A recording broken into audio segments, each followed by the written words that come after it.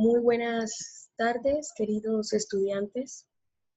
El tema que veremos el día de hoy serán las conclusiones. Y con este tema o contenido temático concluiremos el curso, cerraremos el módulo, por lo menos en lo que respecta a la construcción del proyecto de investigación. ¿Pero qué son las conclusiones exactamente? Las conclusiones son aquellas proposiciones muy distintas de una opinión, dado que usualmente se razona o se argumenta para alcanzar finalmente un pensamiento válido o con cierto margen de certeza. La conclusión está impresa o está incorporada a la lógica y claramente, si hacemos remembranza de esta noción, es una proposición final de un argumento. Claramente, es una proposición que está encaminado a evaluar, a seguir, a constatar, a verificar y a plantear al final una tesis desprendida, obviamente, de los argumentos y conocimientos dados, sobre todo en el íter o en el transcurso de la investigación como tal. Con el establecimiento de las conclusiones se da cierre a la lectura mediante la explicación de los argumentos y afirmaciones de todo el trabajo. También se ha dicho que se llama conclusión o conclusiones a cada uno de los apartados finales de un informe, monografía, ensayo o reflexión. Allí se da el cierre de esa lectura, como bien lo hemos dicho, justamente porque ya se ha o se estima que se han desarrollado las premisas complejas de las cuales se han desprendido estos argumentos como tal. En resumen, la noción de conclusión es la última parte de un argumento, un estudio o una disertación.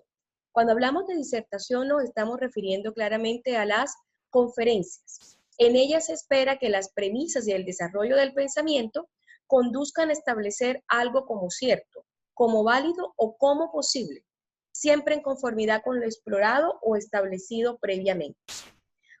Por último, para poder hablar de conclusiones, y es referirnos a ese acto del pensamiento último de interpretar la serie de premisas que han sido investigadas en el transcurrir del proyecto investigativo y que se interpretan bajo una serie de pensamientos lógicos o ideas básicas concatenadas, producto también de los hallazgos y que al final, en virtud del aprendizaje consciente, emitiremos una tesis como tal o una teoría propia como tal. Veamos cuáles son los tips para redactar una conclusión. Vuelva a exponer el tema, es decir, recapitular el tema. Vuelva a exponer su tesis, es decir, replantear la tesis. Hacer un resumen breve de los puntos principales. ¿Cuáles son los puntos claves de su proyecto de investigación y que le van a servir a ustedes para poder redactar una conclusión? Explicar los puntos de forma coherente, concatenada, lo que yo les he dicho. Por eso es tan importante en el caso de la redacción o del desarrollo del proyecto de investigación, la elaboración de una pauta. La pauta les va a servir exactamente para que ustedes puedan desarrollar coherentemente cada una de las etapas del proyecto investigativo y responder a la pregunta problema, a esa pregunta sobre el cual está planteado el problema, la importancia y la justificación. Con ello tienen ya un desarrollo amplio para poder emitir sus conclusiones. Puede tener diversos objetivos. El primero, se propone producir algún tipo de construcción del pensamiento, construcción del aprendizaje, que ustedes, en virtud del inicio del proyecto de investigación, se trasladen de un conocimiento superficial a un conocimiento profundo. Intenta conducir a un aprendizaje ya sea en quien la formula o en los demás.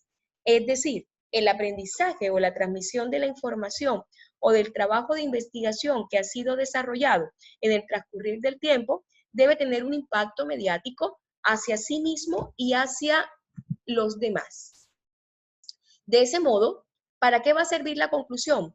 para aportar nueva información, para demostrar el aprendizaje producido, para reflexionar justamente sobre el trabajo de investigación, para brindar las consideraciones respecto al modo apropiado de pensar el problema y, por supuesto, transmitir esa experiencia personal.